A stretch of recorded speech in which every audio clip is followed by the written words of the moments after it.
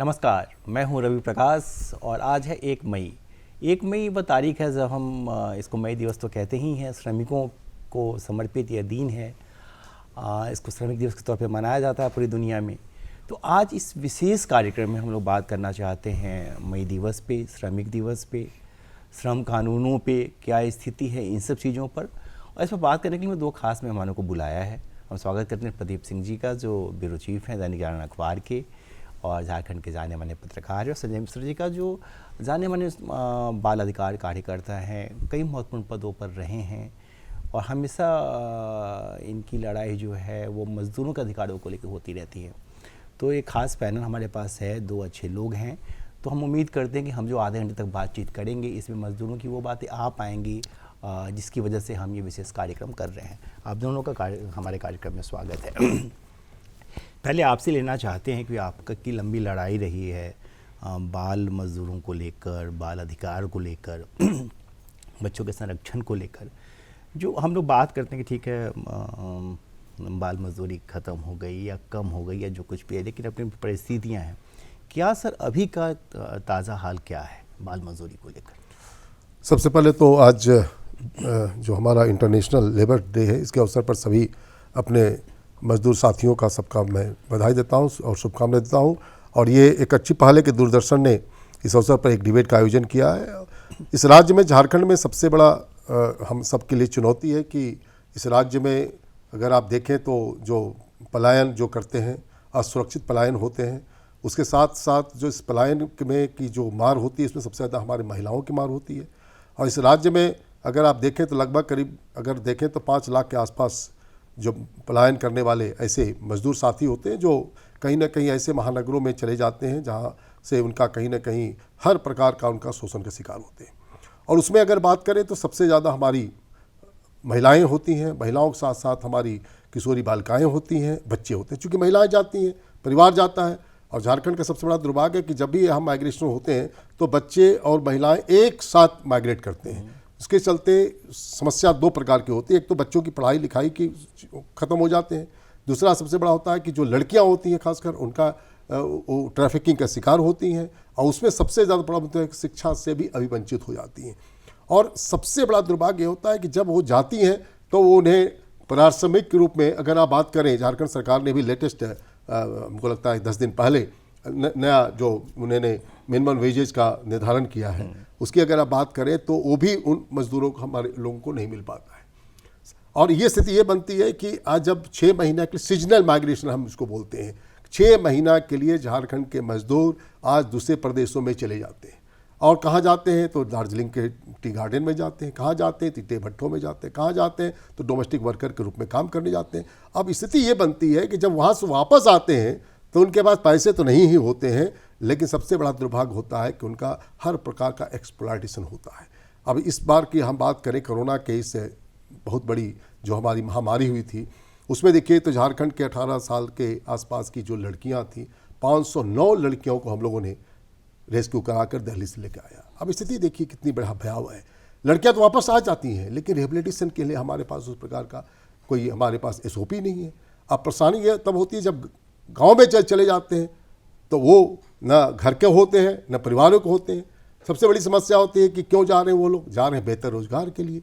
जा क्यों रहे हैं कि वहाँ पर परिवारों को जो कर्जे और गुलाम से पीड़ित परिवार होता है उनको चुकाने के लिए जाते हैं। लेकिन जब वापस आते हैं तो उनके जीवन में सबसे बड़ा डार्कनेस आता है और ये एक सबसे बड़ा हमारे इस राज्य के लिए बहुत मुश्किल है। और इसी मुश्किल को निपटने के लिए सरकार की तरफ से कई प्रयास किए जा रहे हैं। अगर आप देखें कि तो लेबर डिपार्टमेंट के सबसे लाल कार्ड, हरा कार्ड, ये सारी चीज़ें हैं, लेकिन अवेयरनेस का अभाव है, जागरूकता कमी है और उसके परिणाम है कि आज हमारे मजदूर साथियों को जितना मिलना चाहिए लाभ उतना हमें नहीं मिल पाता। प्रदीप जी, आप घूमते रहते हैं पूरे झारखंड में और मनरेगा को लेकर भी बात हुई है कि एक स्कीम आई कि भाई हर आदमी को रोज़गार की गारंटी दी जाए। क्या स्थिति है सर झारखंड में? देखिए, अभी हाल के दिनों में जैसा कि मिश्र जी ने भी बताया कि जागरूकता की जो कमी है वह तो है और कई स्तर पर जो यहाँ का जो मनरेगा की जिस तरीके से आपने बातचीत की तो उसमें 100 डेज़ का जो है जो जॉब जो है वो इंश्योर करना है।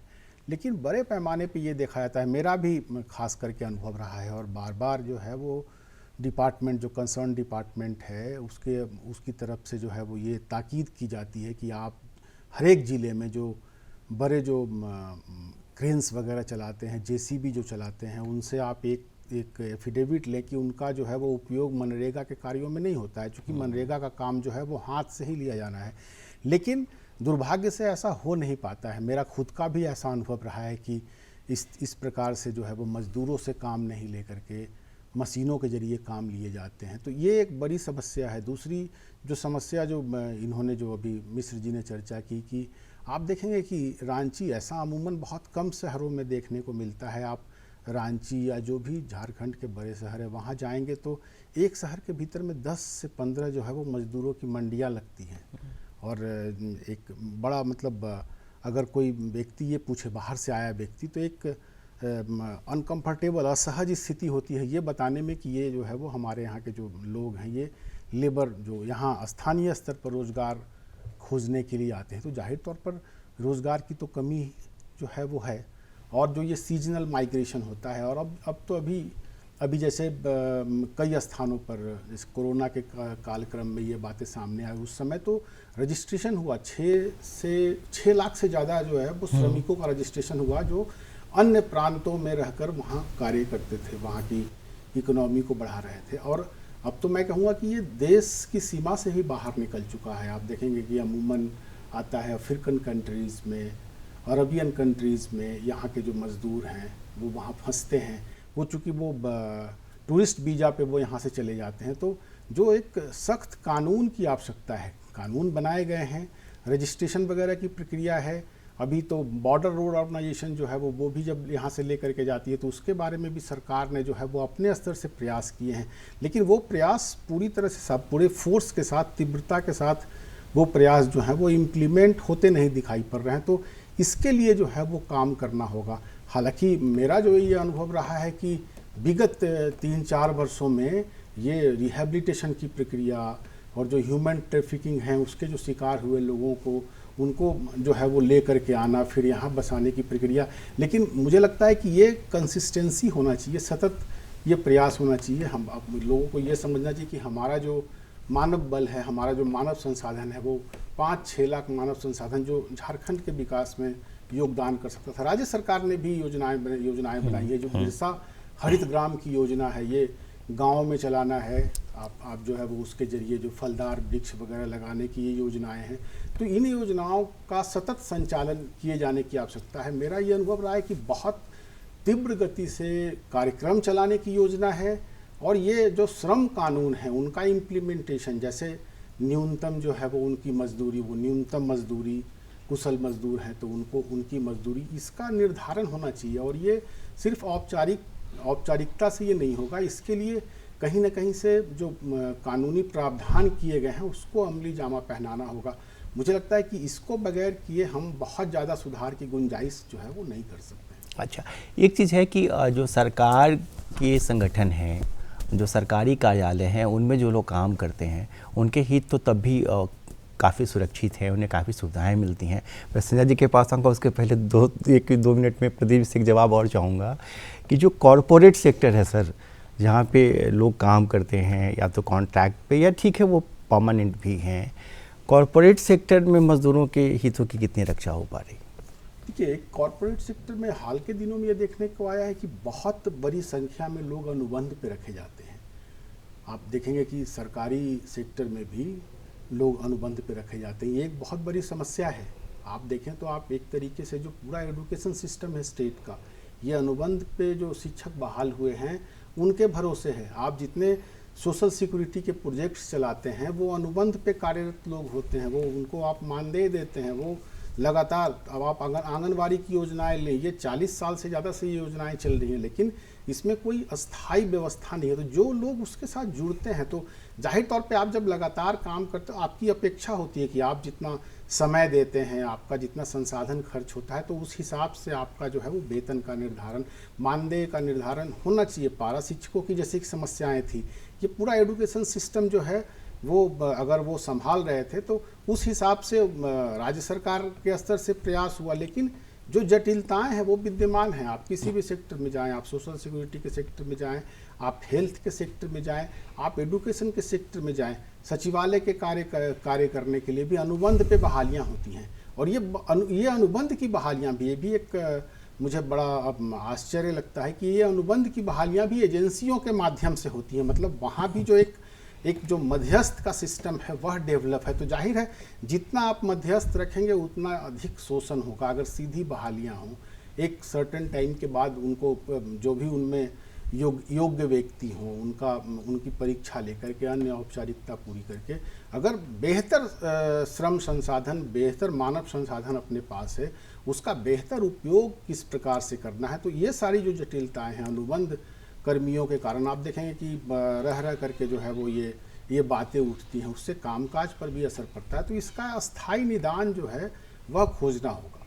ठीक है, अब सर मुझे समझाइए कि सरकार की अपनी योजनाएं हैं, कॉरपोरेट सेक्टर की अपनी मजबूरी है, अपनी उनकी विशेषताएं हैं, सॉल्यूशन क्या है सर जो मजदूरों को उनका हक मिले? क्योंकि हम लोग आप भी कहते हैं ठीक है 8 घंटा ठीक है, 7 दिन में 6 दिन काम करेंगे, अब 5 वर्किंग डेज की बात हो रही है, समाधान कैसे निकलेगा?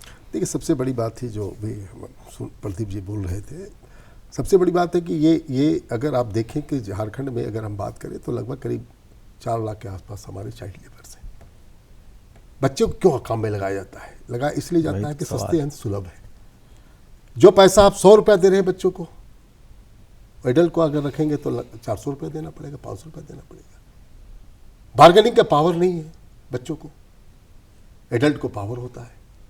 और इसके कारण आज देखिए डोमेस्टिक वर्कर्स का सबसे बड़ा जाल है। देखिए झारखंड सरकार ने, मुझे याद है कि रघुवर दास जी चीफ मिनिस्टर थे, उस जमाने में विधानसभा में झारखंड डोमेस्टिक वेलफेयर एक्ट पास हुआ था।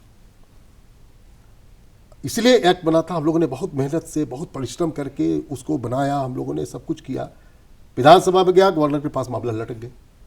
देश का छत्तीसगढ़ एक ऐसा राज्य है जहां पर ये कानून चल रहा है। उसी कानून के आधार पर हम लोगों ने झारखंड में भी हमने वो एसओपी बनाकर और एक्ट बनकर कानून सरकार ने उसको लाया, विधानसभा में आया, गवर्नर के पास मामला लटक गया किसी कारण से।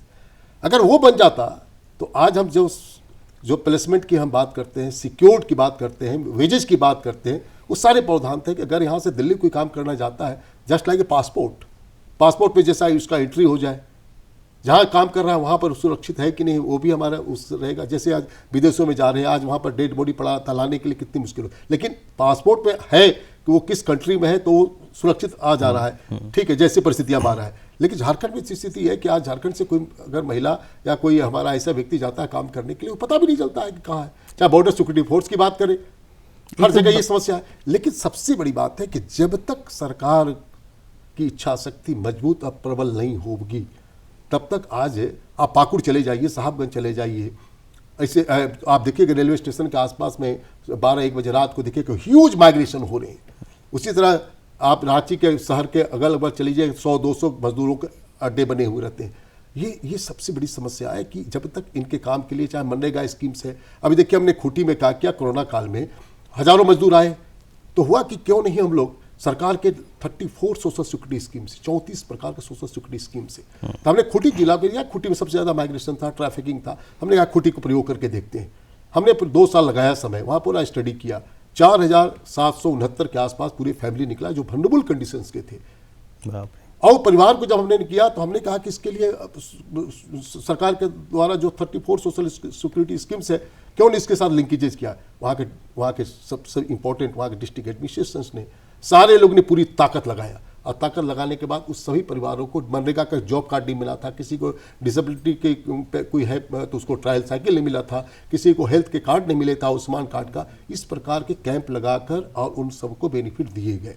और उसका परिणाम क्या हुआ कि जो 10 से 15 साल की जो लड़कियां थी जो ट्रैफिकिंग शिकार होती, परिवार को जब तक फोकस करके हम स्कीम नहीं बनाएंगे, परिवार केंद्रित हमारा जब तक स्कीम तैयार नहीं होगा, तब तक हम इस प्रकार के अनसेफ माइग्रेशन को नहीं रोकते। जरूरत है कि सरकारों को परिवार केंद्रित फोकस करके अगर हम स्कीम तैयार करते हैं तो वेजेज भी मिलेंगे, सम्मान भी मिलेगा, और डिग्निटी के साथ जब हमारे काम करेंगे। अब देखिए उदाहरण के लिए हमने क्या किया कि जो लड़कियां ट्रैफिकिंग शिकार होती थी, हमने उसको वापस लाया। रिहेबिलिटेशन के लिए हमारे पास कुछ है नहीं, चूँकि 18 साल से आसपास की लड़कियां जाती हैं, उनके पास कोई है नहीं, सरकार के पास कर भी नहीं सकते। अब हमने क्या किया, उनको डिफरेंट प्रकार का ट्रेनिंग दिया, नर्सिंग की ट्रेनिंग, सिक्योरिटी गार्ड्स की ट्रेनिंग, हाउसकीपिंग की ट्रेनिंग, मोटर ड्राइविंग की ट्रेनिंग। परिणाम है कि रांची शहर के, देश के जहां भी आप जाएंगे, आज SIS के सामने टैग कर दिया, आज लड़कियों को 17,000 18,000 सैलरी मिलती है। दिखती कहाँ 500 रुपया मिलता भी नहीं था, वो लड़की को उठाना। जरूरत है कि इच्छा शक्ति को मजबूत करके करेंगे, वेजेज भी मिलेगा और सम्मान मिलेगा। अच्छा प्रदीप जी, ये समझाइए, जैसे संजय जी इसकी बात कर रहे हैं कि ठीक है कोई रजिस्ट्रेशन नहीं होता है, तो सरकार ने कोशिश की, इस सरकार ने कि भाई रजिस्ट्रेशन हो, सेफ माइग्रेशन हो, माइग्रेशन को रोकने से तो सेफ हो कम से कम, वो कितना असरदार है, कितना काम कर रहा है? नहीं, असर तो पड़ा है, इन चीज़ों का असर तो पड़ा है कि अब जब मजदूर जो है वो जा रहे हैं तो वो रजिस्ट्रेशन करा रहे हैं, वो तो आंकड़े हैं श्रम विभाग के, वहाँ मजदूर जो है वो रजिस्ट्रेशन करा रहे हैं। लेकिन मैंने क्या कहा कि ये जो मध्यस्थ हैं, ये जो बीच में जो ये बिचौलिए काम करते हैं, ये कहीं ना कहीं से ज़्यादा जो उनकी जो राशि होती है, उनके हिस्से की राशि को वो हड़पते हैं, हड़पने की कोशिश करते हैं। ये एक पूरा सिंडिकेट है। ये सिंडिकेट कैसे ध्वस्त होगा? अगर मुझे कहीं किसी दूसरे राज्य में या किसी दूसरे स्टेट देश में माइग्रेट करना है, तो हम सीधे जा कर के उसके लिए अप्लाई कर सकते हैं, और सारी वो कहाँ हम काम करेंगे, हमारा नियोजन कहाँ होगा, वहाँ हमारे लिए क्या सेवा शर्तें होंगी, ये जो है आप जाकर के श्रम विभाग के जो प्रकोष्ठ हैं वहाँ आप इसका निबंधन करा सकते हैं। लेकिन इसमें अमूमन ये देखने में क्या आता है कि ये जो संगठित जो इनका जो एक अपना तंत्र है, ये असंगठित मजदूरों का संगठित तंत्र कह सकते हैं। बिल्कुल। जैसे आप ये देखें तो जो भी काम कर रहे हैं निजी क्षेत्र में, तो 90% से ज़्यादा का आंकड़ा है, मैं देख रहा था कि असंगठित क्षेत्र है। इनका अपना कोई ऑर्गेनाइजेशन नहीं, इनके लिए इनकी बातों को उठाने वाला जो है वो कोई जो है वो मुखर तरीके से बातें करने वाला। हालांकि योजनाएं तो बहुत सारी चलती हैं, जैसे आत्मनिर्भर बनाने की बात की, जैसे संजय सर ने की कि भाई हम उनको लाते हैं, उनका स्किल डेवलपमेंट करते हैं, जिस क्षेत्र में भी उनकी रुचि होती है उस क्षेत्र में उनको आगे बढ़ाते हैं। इस तरीके की कई सारी सोशल अपलिफ्टमेंट की योजनाएं हैं। लेकिन आप उन योजनाओं की हकीकत देखिए, एक गाय या 2 गाय और उसका बछड़ा होता है, वो पूरे गांव में बारी बारी से बट जाता है। चीज़ें जब इन सोशल सिक्योरिटी स्कीम्स की, मछली पालन की योजना है, सरकार की ये योजना है कि हम जो है वो मिड डे मील में गांव से जो है वो अंडा लेंगे, लेकिन उन योजनाओं का हस्र क्या होता है? ये जो तंत्र है उतारने वाला ज़मीन पर इन योजनाओं को, ताकि लोगों का जो है वो सोशल अपलिफ्टमेंट हो सके, उनका जीवन स्तर ऊंचा हो सके। 5 लाख 6 लाख जो है वो बहुत बड़ी आबादी नहीं है। अगर लगातार जो है वो 10 साल तक सोशल जो अपलिफ्टमेंट की स्कीम्स हैं, 32 स्कीम्स चल रही है स्टेट में, अगर इनको उतारा जाए तो आप देखेंगे कि कई सारे राज्य हैं जो विकसित हैं, वहाँ के लोग पलायन नहीं करते। पलायन जो है वो हमारी समस्या है, हमारे झारखंड की समस्या है, बिहार की समस्या है, पूर्वी उत्तर प्रदेश की समस्या है। अन्य राज्यों में जहाँ सोशल अपलिफ्टमेंट की जो है वो कोशिशें हुई हैं, सामाजिक आंदोलन भी उसको लेकर के हुए हैं, लोग जो है वो ज़्यादा जागरूक हुए हैं। साउथ के स्टेट्स में ये चीज़ें देखने को मिलती हैं, तो पश्चिम के राज्यों में आप इन चीज़ों को देख सकते हैं। तो इन चीज़ों को करने के लिए कम से कम ये होना होगा कि ईमानदारी थोड़ी बरतनी होगी। ये जो इन स्कीम्स को जो निचले स्तर पर जो ले जाने वाली एजेंसी है, जो इकाई है, उनको उनकी मॉनिटरिंग भी करनी होगी, और उनसे जो है वो हिसाब किताब भी लेना होगा कि अगर ये इन योजनाओं पे हम इतना खर्च कर रहे हैं, अगर लगातार गायों का वितरण हो रहा है, सूकर पालन, कुक्कुट पालन, ये जो तमाम योजनाएं चल रही हैं, हम तालाब दे रहे हैं, हम मछली उत्पादन को बढ़ावा दे रहे हैं। झारखंड तो मछली उत्पादन के क्षेत्र में जो है वो शीर्ष पे है, लेकिन इन योजनाओं का लाभ आखिरकार कहाँ जा रहा है? तो एक इनका एक हो सकता है कि एक सरकार जो है वो इसकी एक रिपोर्ट तैयार कराए कि आखिरकार परेशानी कहाँ है, कि जो स्थिति है वो वहीं की वहीं है, सोशल अपलिफ्टमेंट आखिरकार हो क्यों नहीं रहा है? तो जो एजेंसीज हैं, एजेंसीज को जवाबदेह बनाना और उनकी मॉनिटरिंग ये सख्त करना, मुझे लगता है कि लोगों की लाइफ को अपलिफ्ट करने के लिए बहुत आवश्यक है। अच्छा सर, पहले जब था, मतलब आज से 30 साल 40 साल पहले की बात, 30 साल पहले की बात, कि यूनियंस थे। अभी रेलवे जैसे कुछ संस्थाएं हैं जहाँ यूनियन काफ़ी मजबूत है और अधिकारी और सरकार उनकी बात सुनती है, लेकिन जो ट्रेड यूनियंस थे, जो मजदूरों के अपने संगठन थे, उन संगठनों का हस्र जो है धीरे धीरे खराब होता चला गया। आज बहुत सारे संगठन दिखते नहीं हैं, या दिखते हैं तो उनको दबा भी दिया जाता है। आपके नज़रिए से, क्योंकि आप सिर्फ झारखंड में तो काम करते हैं, लेकिन आप पूरे देश में घूमते हैं, आपको कुछ नीति आयोग वगैरह संस्थाओं के साथ काम करने का मौका, अनुभव है, मुझे ये समझाइए कि जो ट्रेड यूनियंस हैं उनकी क्या दशा है भारत में? देखिए, मैं ILO इंटरनेशनल लेबर ऑर्गेनाइजेशन से मैं जुड़ा हूँ जी। लगातार उनकी मीटिंगें होती हैं, बातें होती हैं। देखिए, सबसे बड़ी बात है कि ये सरकार, हम कहते हैं सोशल वेलफेयर स्टेट्स बोलते हैं। जब तक सरकार इन चीज़ों को प्रमोट नहीं करेगी, आयोग तो देखिए हर जगह आयोग है, बाल अधिकार संरक्षण आयोग बोलिए, महिला आयोग बोलिए, ये स्टैट्यूटरी बॉडी है। लेकिन अब इन सब चीज़ों तंत्र को जब तक आप सरकार की तरफ से मजबूती के साथ में काम करने के लिए जब तक उस प्रकार का माहौल नहीं देंगे, उसी प्रकार हमारे ट्रेड यूनियंस है, ट्रेड यूनियन सब का भी यही कहानी है। लेकिन सबसे बड़ी बात है कि जो लोग जा रहे हैं, जो आपने अभी कहा प्रदीप जी ने कि असंगठित मजदूर हैं, इनका कोई यूनियन ही नहीं है, तो इंडिविजुअल्स आते हैं। इनका सरदार बोलता है, सो कॉल्ड सरदार बोले जाते हैं गाँव में। सरदार आता है, 10,000 20,000 50,000 दे दिया, तुम्हारा बेटी की शादी कर देंगे, तुम्हारा खेत में ये लगा देंगे, बीज कर देंगे, फलाना कर देंगे, वो सरदार लेके चला जाता है। तो ये कहाँ ट्रेड यूनियन को ट्रैक कर पाएगा? ट्रेड यूनियन उनके लिए है जैसे HEC टाइप के जो कंपनीज है, चाहे आपका और बड़े बड़े जो ये होटल से की कंपनी है, इनके लिए। लेकिन जो जा रहे हैं ना, जो हमारा वल्नरेबल कंडीशन जो फैमिलीज है, उसका कोई ट्रेड यूनियन रहा है ना है। तो अब जरूरत है कि इनके लिए सरकारों को चाहिए, जो मैंने कहा पहले कि छत्तीसगढ़ स्टेट्स ने बहुत अच्छा प्रयोग किया है। अगर उस प्रयोग का, उस एक्ट अगर लागू हो जाता, कानून अगर लागू हो जाए झारखंड में, तो मेरे ख्याल से यहाँ के जो हमारे जनजातीय परिवार है, जो आदिवासी परिवार है, सीधा उसको लाभ मिलेगा। और जरूरत उसी की है। बार बार मैं कहता हूँ कि देखिए, एक्ट कानून बन जाते हैं, लेकिन जब तक इम्प्लीमेंट करने की एजेंसीज जब तक स्ट्रांग नहीं होगा, जब तक वो नीचे स्तर का व्यक्ति जब तक मजबूत नहीं होगा। अब देखिए, चाइल्ड लेबर की बात करिए, चाइल्ड लेबर के कानून तो बन गए, 18 साल से कम उम्र के कोई भी नहीं कर सकता है। राइट टू एजुकेशन एक्ट में आ गए हैं, अगर कोई 14 साल से कम उम्र का बच्चा करता है तो उससे नियोक्ता, और ये अगर फैमिली भी क्यों ना हो, उसका परिवार भी क्यों नहीं करता, उस पर भी कानून के तहत में 1 लाख रुपए के जुर्माने किए जाते हैं। लेकिन बता दीजिए आज झारखंड में या देश में कहीं भी कि जो आज ऐसे परिवारों के या किसी को बहुत मुश्किल से, अभी देखिए अभी राष्ट्रीय बाल अधिकार संरक्षण आयोग ने, बाल अधिकार संरक्षण झारखंड ने कैंपेन चला रहे हैं बच्चों को। लेकिन अब सवाल है, बच्चे तो इसको कर लेंगे, लेकिन रेस्क्यू करने के साथ सबसे इंपॉर्टेंट है कि बच्चों को हम रखें कहाँ, बच्चों को ले जाकर उसको एजुकेशन की जा क्यों रहा है, परिवार को आमदनी नहीं है, परिवार को आमदनी को पूरा करने के लिए। और वो बच्चे कहाँ हैं, बच्चे उनका पूरा फैमिली ईटा भट्टा माइग्रेट कर गया, बच्चे यहाँ पर हैं, स्कूल भी छूट गया। अब 6 महीना आज ड्रॉप आउट का सबसे बड़ी कहानी है कि जो बच्चे से अभी वंचित बच्चे 46.9% ऐसे ड्रॉप आउट के रेशियो है। अब बताइए, ये बच्चे तो हर साल आपके शिक्षा से अभिवंचित हो रहे, यही आगे चलकर धीरे धीरे मजदूर का श्रेणी में चला आता है। आज 18 साल का है, 19 साल का होगा, धीरे धीरे मजदूर बने। जरूरत इसी बात का है कि शिक्षा के अधिकार के तहत में हर परिवार, हर बच्चे को जब तक हम शिक्षा के साथ जोड़ेंगे नहीं, फिर ये मजदूरों की संख्या बढ़ती जाएगी।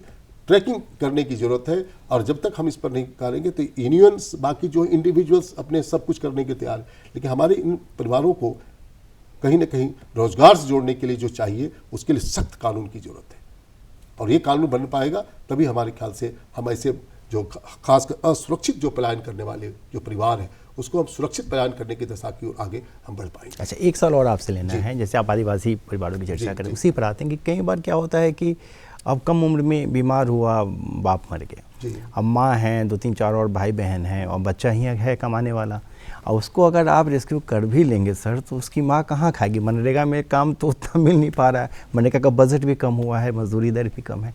आदिवासी परिवारों का क्या हाल है, कैसे ठीक किया जाए? देखिए, वही बात मैं कह रहा हूँ कि अब सबसे बड़ी दिक्कत है कि आज गांव में आप चले जाइए तो जितना मोस्टली जो यंग चैंपियंस हैं, ये लोग कहीं ना कहीं काम करने के लिए चले जाते हैं, लेकिन ऐसे जो सीनियर सिटीजन्स हैं आज गाँव में भटक रहे हैं। सरकार की स्कीम्स है, वृद्धा पेंशन है, लेकिन क्या वृद्धा पेंशन तो सबको पेंशन देने की बात सरकार कर रही है। 1 रुपए किलो अनाज सरकार के द्वारा दिए जा रहे हैं, लेकिन जरूरत वही सी बात की है, ऐसे परिवारों को क्या हम चिन्हित कर पाए? क्या ऐसे परिवार को अगर हम चिन्हित कर पाएंगे तभी हम योजनाओं से उनको लाभ दिला पाएंगे, नहीं तो ऐसे तो चीज़ें बन नहीं पाएगी। मैंने बताया, खुट्टी का उदाहरण दिया कि आज उतना खुट्टी के बारे में गलत तरीके से हम पिक्चर हर जगह खड़ा कर रहे थे, लेकिन आज उन्हीं परिवारों को जब हम लोगों ने सोशल सिक्योरिटी स्कीम से जोड़ा, तो आज तक परिवारों में अलग प्रकार की चीज़ें उनके सामने आ गया कि आज उनका बच्चा स्कूल जा रहा है। जो लड़कियाँ कस्तूरबा में नहीं पढ़ पा रही थी, उनका कस्तूरबा में एडमिशन कराया गया। जो लड़कियाँ प्राइमरी स्कूल में पढ़ना चाहती, वहाँ करना। जरूरत इसी बात की है कि जब तक हम परिवारों को फोकस करके वल्नरेबिलिटी मैपिंग नहीं करेंगे, उन परिवारों को जब तक चिन्हित नहीं करेंगे, तब तक इस प्रकार की जो सरकार की योजनाएं बहुत हैं, लेकिन योजनाओं से जोड़ने के लिए हमें कहीं ना कहीं संवेदनशीलता के साथ में अगर हम काम कर पाएंगे तो मेरे ख्याल से परिवारों को एक सीधा लाभ मिलेगा। अच्छा, खूंटी की चर्चा करें। खूंटी में कस्तूरबा विद्यालयों में जो लड़कियां पढ़ती हैं, 1 दर्जन से ज़्यादा लड़कियों ने जेई मेंस की परीक्षा पास की है, वो इंजीनियरिंग कॉलेज में एडमिशन होगा, और गरीब घरों की बच्चियाँ हैं और सरकारी स्कूल में पढ़कर उन्होंने किया है। अभी वहाँ के डीसी ने ट्वीट किया तो मुख्यमंत्री ने भी प्रशंसा की थी। प्रदीप जी, ये समझाइए कि जो हम लोग कहते हैं कि पहले जो था कि 10 बजे गए काम करने और फिर 4 बजे आपकी ड्यूटी या 5 बजे ख़त्म हो गई, चले आए, थोड़ा कम वेतन था, लेकिन एक था कि वो घर में रह के काम कर लेता था। अब आज के ज़माने में टेक्नोलॉजी है, हम सब लोग के पास फ़ोन है, सबके पास लैपटॉप है, अब तो वो घड़ी भी आपको जो है सो ग्लोबली कनेक्ट कर दे रहा है। तो आज के दौर में तनाव कितना बड़ा है, काम करने वाला जो कॉरपोरेट, जो यंग लड़का काम करता है, पास आउट होके आता है नौकरी करने, कितने दबाव में है? कार्य का दबाव तो है। देखिए, जब आप मतलब चूँकि अंतर्राष्ट्रीय स्तर पर देखिए, जब हम एक ग्लोबल विलेज में रहते हैं तो प्रतिद्वंदिता जो है जो वो काफ़ी ज़्यादा है, और ये तनाव का स्तर जो है वो हर क्षेत्र के लिए अलग अलग है। और जीवन में मतलब जो है वो कार्य करने के दौरान आप उस तनाव को किस प्रकार से लेते हैं, उस तनाव के साथ आप हैंडल किस प्रकार से करते हैं, ये भी एक मतलब कि अलग तरीके की बात है। तो हर व्यक्ति का एक अंतर होता है, लेकिन दबाव तो चूँकि काफ़ी है, चूँकि अवसर जो है वो बहुत कम है अभी, और लोग बहुत ज़्यादा हैं। आप देखेंगे कि 10 बहालियाँ अगर मतलब निकलती हैं चतुर्थ वर्ग कर्मियों की भी, तो उसमें IITians जो हैं वो आकर के उसमें भरते हैं, उनको भी अवसर चाहिए। तो अवसर की जो है वो कमी है, और लोग जो हैं वो बहुत ज़्यादा हैं। तो ये जो आगे बढ़ कर के उसको पाने का जो एक तनाव है, वो तनाव जो है वो बहुत ज़्यादा है। और जब कॉरपोरेट कल्चर जब डेवलप हुआ, जो आपने बातचीत की, और इधर हाल के 2-3 वर्षों में जब आप देखेंगे कि ये तो काम जो है वो एक तरीके से आप मानसिक तौर पे, मुझे लगता है मतलब कि मैं भी लेबर हूँ, तो मुझे भी लगता है कि हम तो 24 घंटे जो है वो कार्य का जो है वो तनाव तो एक मतलब कहा जाता है, मतलब एक जो लाइफ स्टाइल में या फिर आर्ट ऑफ लिविंग की जो बातें की जाती हैं कि जो भी आप काम कर रहे हैं उसमें आप आनंद का अनुभव करें, उसमें नवोन्मेष करें, कुछ इनोवेटिव खोजें, और उस कार्य का आनंद पूरे मतलब दिल से अगर उस काम को करेंगे तो ये तनाव थोड़ा कम होगा। काम को बोझ समझ के करने की प्रवृत्ति जो है उससे निकलना होगा। चलिए, हमारे पास वक्त नहीं है सर, नहीं तो मैं आपके पास फिर दोबारा एक सवाल लेकर आता। मुझे पूरी उम्मीद है कि हम लोगों ने जो बातचीत की है श्रमिकों को लेकर, इसमें मुद्दे उठा पाए होंगे हम अपनी बातचीत में, जिनकी ज़रूरत अभी बहस के लिए है। फ़िलहाल मुझे इस कार्यक्रम को रोकने की इजाज़त दीजिए, अगली किसी कार्यक्रम में फिर मुलाकात होगी। नमस्कार।